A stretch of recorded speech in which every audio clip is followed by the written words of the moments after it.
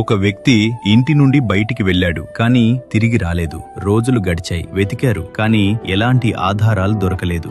అప్పుడు రంగంలోకి దిగింది ఆంధ్రప్రదేశ్ పోలీస్ ఆధునిక టెక్నాలజీ FRS కెమెరా వ్యవస్థ.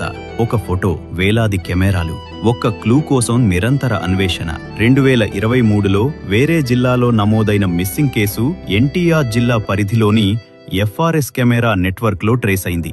ఫేస్ రికగ్నిషన్ సిస్టమ్, మనిషి ముఖాన్ని గుర్తించే అత్యాధునిక పోలీస్ టెక్నాలజీ. ఈ అబ్బాయి వెళ్ళిపోయి 3.5 సంవత్సరాలు అయిందండి. ఇప్పుడు పోలీసు వాళ్ళ సహకారంతో దొరికారు కాబట్టి చాలా ఆనందంగా ఉందండి. రాష్ట్ర వ్యాప్తంగా ఉన్న కెమెరాల విజువల్స్ ను పరిశీలిస్తూ, ప్రతి కదలికను విశ్లేషిస్తూ చివరకు ఒక లీడ్ లభించింది.